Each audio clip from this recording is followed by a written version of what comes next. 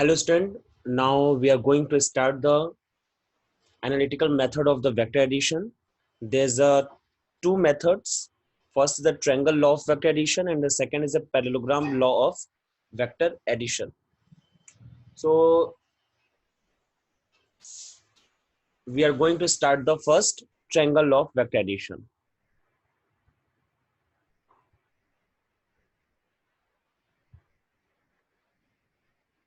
It's just similar to the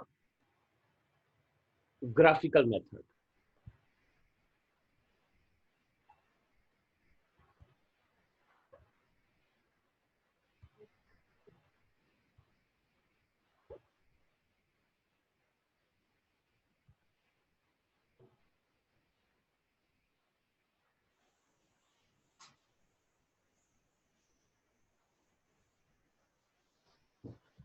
Let's understand what is saying.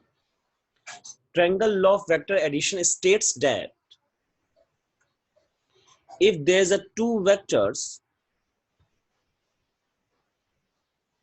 which can be represented by two sides of a triangle, if there's a two vector which can be represented by the two sides of a triangle in the same order, then the third side of the triangle in the opposite order will represent the addition of these two vector. मैं फिर से समझा रहा हूं, अगर किसी triangle के दो साइड्स को किसी वेक्टर से रिप्रेजेंट किया जा सके in the same order, same order का मतलब एक के बाद एक का हेड दूसरे के टेल के साथ जुड़ा होगा, जैसा कि आपको यहां पर दिखाई दे रहा है, ऐसा कि एक का हेड दूसरे के टेल के साथ जुड़ा होगा, तो उसको बोलते हैं सेम ऑर्डर. ठीक है. Then the third side in the opposite order. तो थर्ड साइड अपोजिट ऑर्डर कहने का क्या मतलब होगा कि जैसे अगर हम लोग यहां से स्टार्ट करते तो ये तो सेम ऑर्डर कहलाता ना, क्योंकि एक का टेल दूसरे के हेड के साथ जुड़ा हुआ है. तो हम लोग इस ऑर्डर में नहीं, हम लोग इसके अपोजिट ऑर्डर, मतलब ऐसे थर्ड साइड. तो तीसरा साइड तो यही होगा ना, in the opposite order. This will give the addition of these two vector.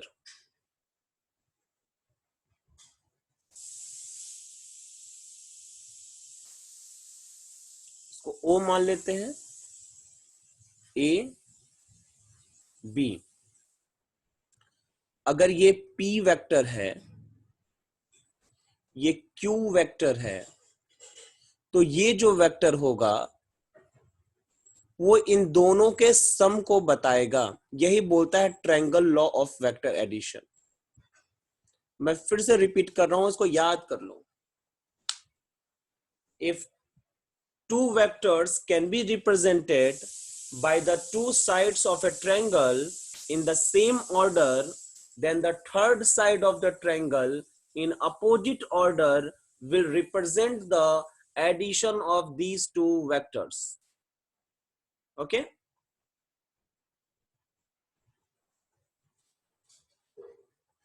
Now suppose the angle between the P vector and Q vector is theta, and this angle between the P vector and R vector is alpha.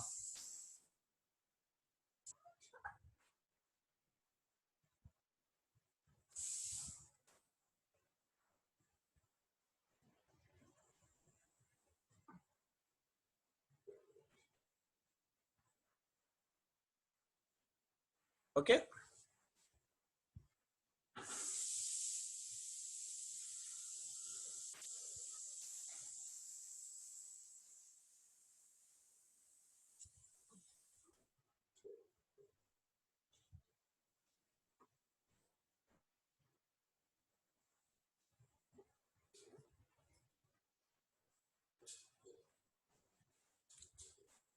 मैं यहाँ पे एक तरीके से ये कह लीजिए कि डॉटेड लाइन को मैं यहाँ येलो लाइन से ड्रॉ कर रहा हूँ, ठीक है।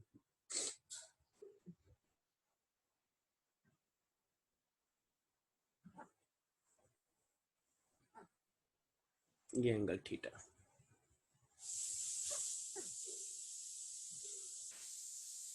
यहां से एक परपेंडिकुलर ड्रॉ करेंगे बी से,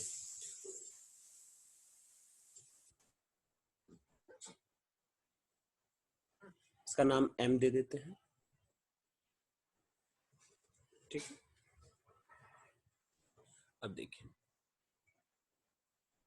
हम लोगों को रिजल्टेंट निकालना है, मतलब ओबी वेक्टर हमें ये आर निकालना है, हमें ये ओबी वेक्टर है ना, इसी आर को हमें कैलकुलेट करना है, ठीक है। तो ये आर कितने ओबी के बराबर है, तो ओबी कैसे निकाल सकते हैं, इसी के लिए दिमाग खर्च करना है, ठीक है। In triangle O B M, triangle OBM में ध्यान से देखिए तो ओबी हाइपोटेनियस है, बीएम परपेंडिकुलर है और ओएम बेस है, ठीक है। आपको मिलेगा hypotenuse square equal to perpendicular square plus base का स्क्वायर, ठीक है। बीएम स्क्वायर, अब ओएम को आप क्या लिख सकते हो, ओएम को आप लिख सकते हो ओ ए प्लस ए एम, लिख सकते हैं ना, ओ ए प्लस ए एम, तो वही लिख देते हैं O A plus A M whole square. अब इसको स्क्वायर के फॉर्मूले से ब्रेक कर दिया जाए, क्या मिलेगा, बी एम स्क्वायर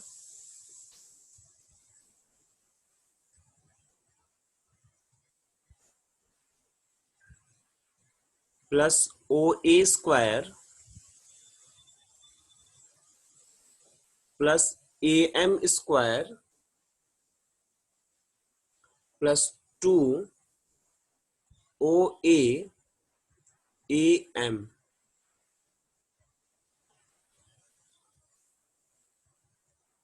ये मिलेगा आपको। ये किसके इक्वल है, ओ बी स्क्वायर के इक्वल है। इसको इक्वेशन नंबर 1 बना लीजिए, ठीक है। नाउ अब देखिए यहां क्या किया गया, यहां से in triangle A B M, जो छोटा ट्रायंगल है ए बी एम, इसकी बात कर रहा हूं मैं। ट्रायंगल ए बी एम की अगर आप बात करोगे तो आपको मिलेगा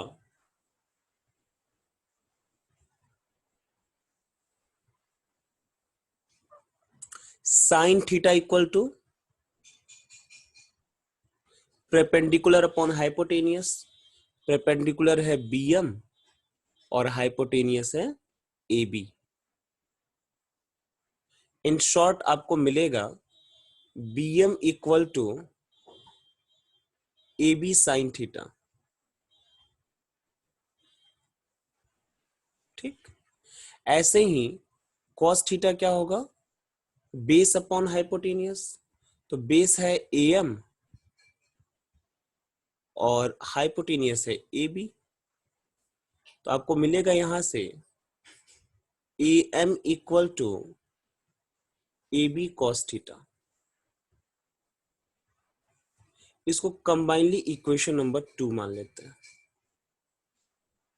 अब इन दोनों का यूज जो है हम इक्वेशन 1 और 2 में करेंगे, ठीक है। इक्वेशन 1 में 2 का यूज करेंगे। यूज इक्वेशन 2 इन 1,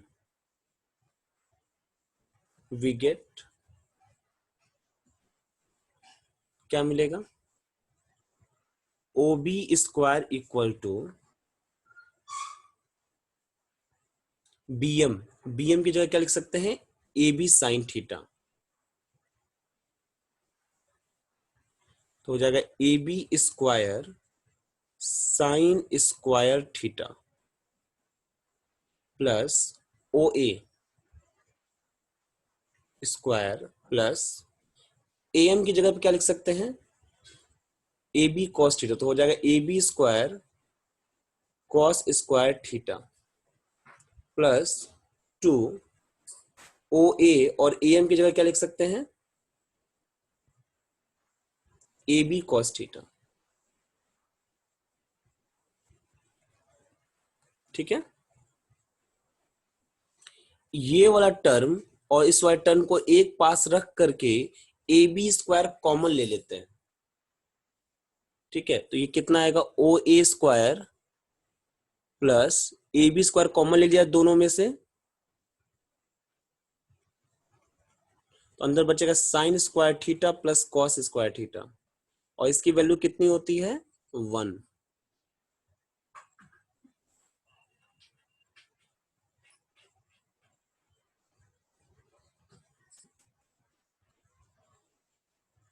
ठीक है,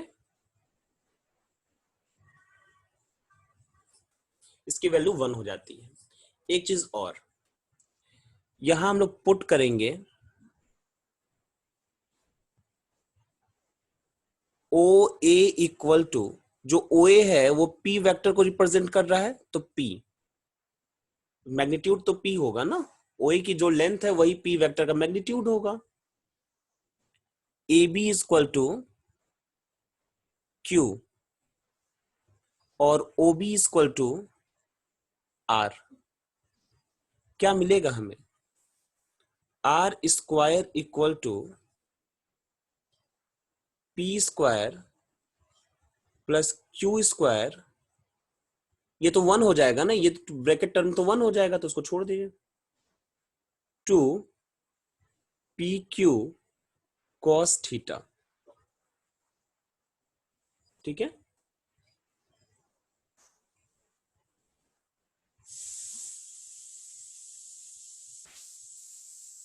ये आपको फॉर्मूला मिल जाएगा।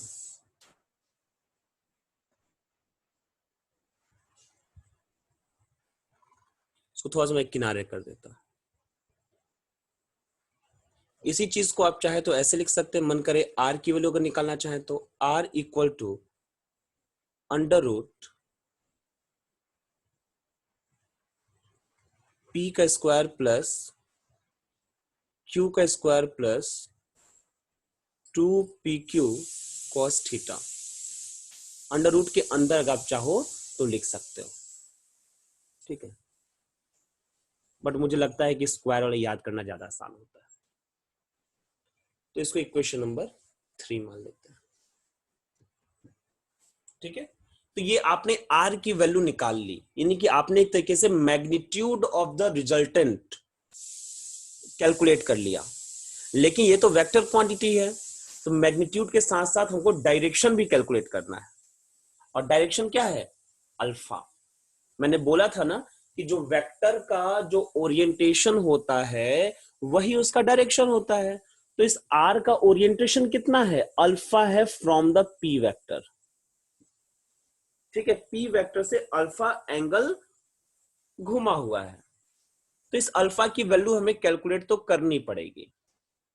ठीक है, तो देखिए कैसे कैलकुलेट करेंगे, मैं थोड़ा सा ऊपर बताता हूं, इसको लिखूंगा पीछे, इसको कंटिन्यू करूंगा। ठीक है, यहां पे अगर in triangle O B M, अगर ट्रायंगल ओ बी एम में बात करें आप, तो क्या लिख सकते हैं, टेन अल्फा इक्वल टू, क्या लिख सकते हो आप, परपेंडिकुलर अपॉन बेस होता है ना, तो B M upon O M लिख सकते हैं क्या। इसी बात को आगे बढ़ाएंगे हम लोग नेक्स्ट पेज पर। In triangle O B M,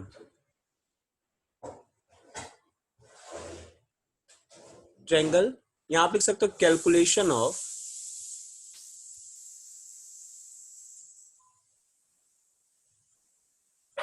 alpha. Alpha का कैलकुलेशन करने जा रहे हैं हम लोग।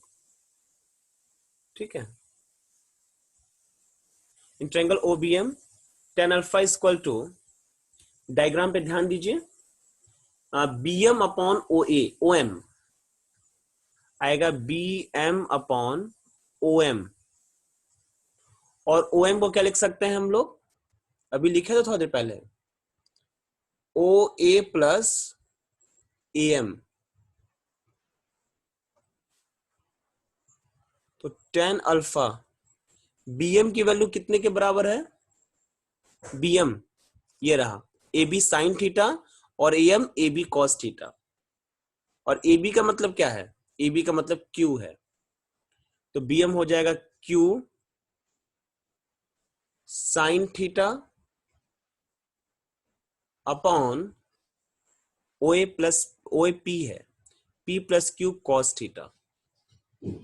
ये हो जाएगी टेन अल्फा की वैल्यू, ठीक है। और अगर आप चाहो तो इसको ऐसे भी लिख सकते हो, alpha equal to tan inverse Q sine theta upon P plus Q cos theta.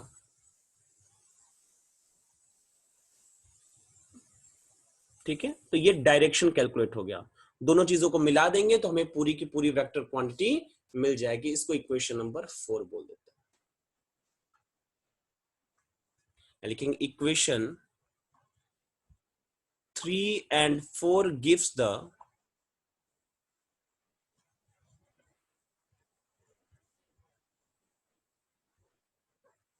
magnitude and direction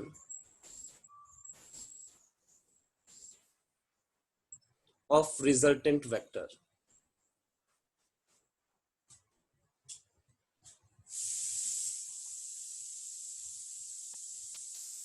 respectively।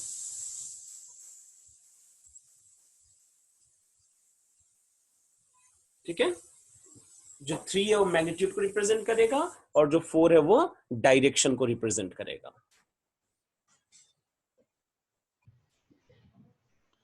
Now let's start the second method, parallelogram law of vector addition। इसमें क्या है, if two vectors are represented by two consecutive sides of a parallelogram, यानी कि दो vectors को अगर किसी parallelogram के दो कॉन्सिक्यूटिव साइड से रिप्रेजेंट किया जाए,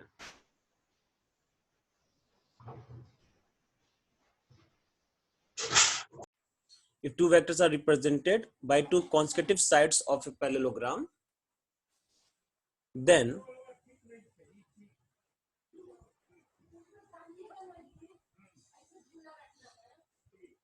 जैसे ये एक साइड हो गया और एक साइड ये हो गया, ठीक है।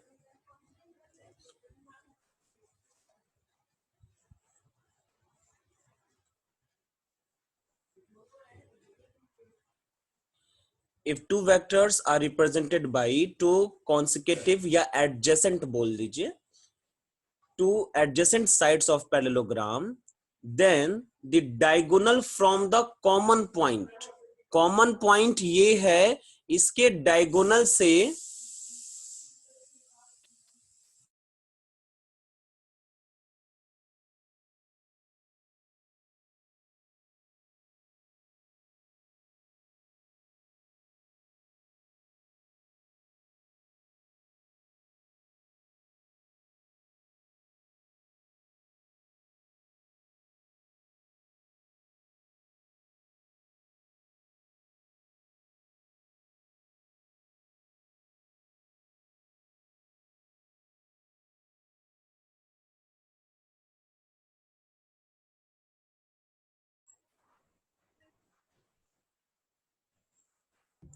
कॉमन पॉइंट का मतलब ये है, कॉमन पॉइंट यहां से जो डायगोनल होगा, ये डायगोनल आपको रिजल्ट को देगा, यानी रिजल्टेंट वेक्टर को रिप्रेजेंट करेगा। पहले मैं इस पैरेललोग्राम को कंप्लीट कर लूं। येलो लाइन जो है वो डॉटेड लाइन को रिप्रेजेंट कर रहा है, ठीक है।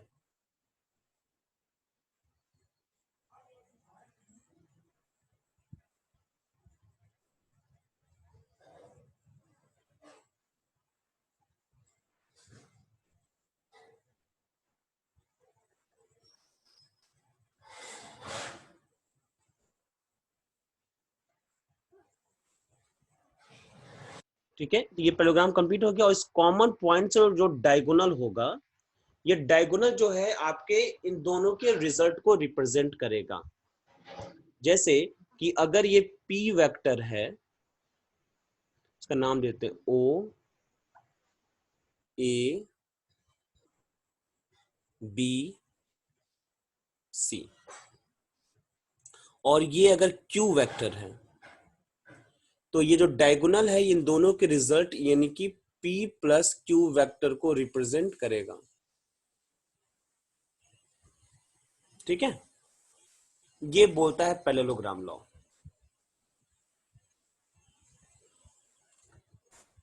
है वही, ठीक है, बस तरीका अलग है, रिजल्ट भी वही आना है जो पहले आया था।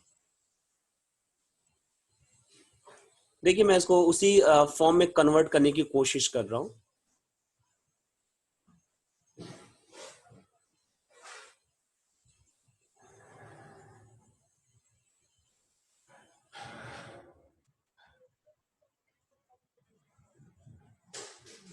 ठीक है,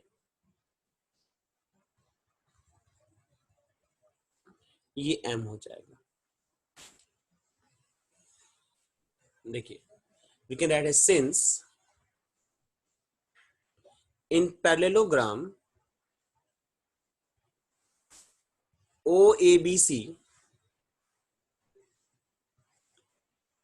OC and AB are parallel, simply आप सिंपल फॉर्म में ऐसे लिख लो, OC is parallel to AB and OC is equal to AB, यानी कि O और C जो आपस में पैरेलल हैं और साथ ही साथ इक्वल लेंथ के भी हैं। पैरेलल मतलब सेम डायरेक्शन और लेंथ इक्वल मतलब मैग्नीट्यूड सेम, यानी कि OC वेक्टर जो होगा वो AB वेक्टर के बराबर होगा, ठीक है। और OC वेक्टर किसके बराबर है? Q वेक्टर के बराबर है। यानी कि हम लोग ये जो AB जो है इसको भी एक वेक्टर से अगर रिप्रेजेंट करें तो इसको हम लोग लिख सकते हैं वेक्टर Q। और इतना लिखते ही ये triangle law of vector addition में कन्वर्ट हो जाएगा। ये एंगल थीटा की तरह ट्रीट होने लगेगा और ये एंगल अल्फा की तरह ट्रीट होने लगेगा। पहले एंगल थीटा ये था, ठीक है। तो ये ठीक triangle law of vector addition में कन्वर्ट हो गया, तो उसके रिजल्ट को इसके ऊपर यूज कर सकते हैं। Therefore by triangle law of vector addition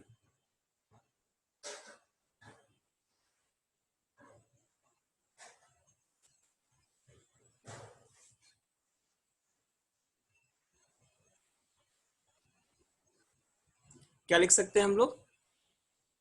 R equal to under root P square plus Q square plus 2PQ cos theta and alpha equal to tan inverse लिखिए, टेन अल्फा करके लिख लीजिए जो आपको आसान लगे, क्यू साइन थीटा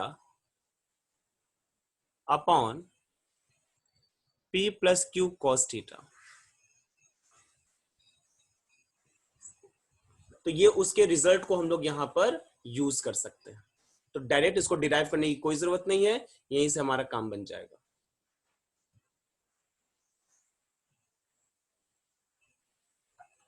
ठीक है, इक्वेशन 1 एंड इक्वेशन नंबर 2। ठीक है, फिर आज के लिए बस इतना ही। Thank you very much.